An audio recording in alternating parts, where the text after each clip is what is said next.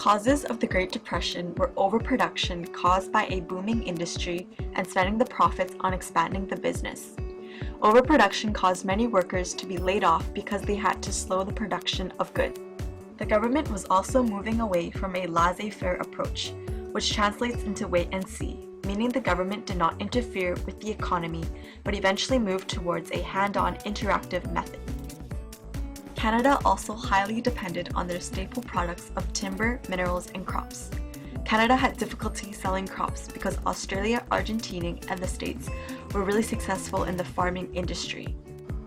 While Canada's prairies was going through an 8-year drought, it caused a chain reaction of a variety of other businesses, resulting in termination, such as wheat shipping or grinding, which impacted mills and railways.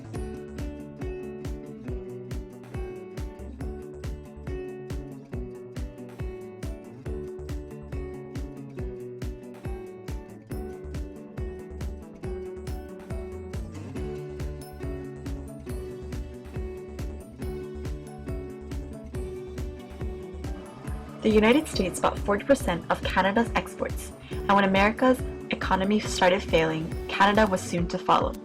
Canada began investing in the stock market, which crashed on October 29, 1929 on Black Tuesday. This was an indicator that something in the system had failed and the economy was suffering. Discouraging imports from other economies was done by implementing TRAFIs that encouraged people to support their own economy and protect their own country's industries. TRAFIs are duty, which is money collected on goods entering a country. This system raised the prices of Canadian imports in America. Canadians started buying stocks on margin or with borrowed money. This was called speculating and caused inflation in the stock prices.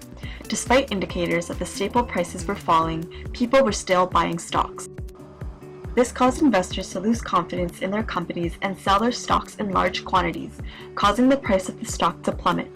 The economy could not only contain the fall for so long, and on October 29, 1929, the stock market crashed, Black Tuesday. In fact, Mackenzie King and the local governments refused to aid single homeless men, so between 1932 and 1936, Canada set up unemployment relief camps, ran by the Department of Defense, and paid men 20 cents a day for construction. In 1935, a riot erupted in Regina over conditions in the camp. For pricing, 30 million Americans lost their source of income from unemployment or lost a family member. There were only a few people who were able to keep their jobs and have a consistent work life. The Americans also lent money to foreign nations after World War I. Those nations relied on the United States to sell their products to repay the Americans.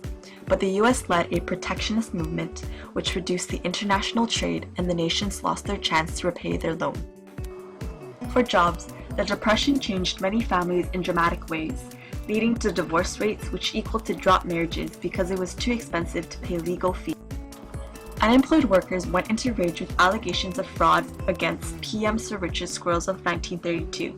Violent riots and protests began right outside of the Colonial Building and led the swearing in of the Commission of Government in 1934. An example is in Newfoundland and Labrador for people working in fishery, forestry, or mining, broke out in 1929. Between 1929 and 36, fish exports sank from 16 million to 7.3 million. During 1933, the Depression hit the United States hard because of the ideological problem with government intervention. The whole community was unemployed and lived in tarred paper shacks. The communities were named Hooverville. Dole was introduced when unemployed men and women turned to the government for relief during the Great Depression. A dole are payments that come in small amounts that provided for only half a person's total nutritional requirement. The changes of lifestyle for entertainment purposes in the 1930s was a huge invention. It started creating black and white movies that came out with no sound. The movies became super popular with comedies, gangster, and musicals that allowed the Americans to forget about the troubles during the war. PM Bennett set up a series of unemployment camps nationwide to provide work for singled unemployed men. In April 1935, 1,500 men from BC went on strike demanding for better living conditions. By the end of the program, only 117,000 men had stayed in the camps. Created using Powtoon.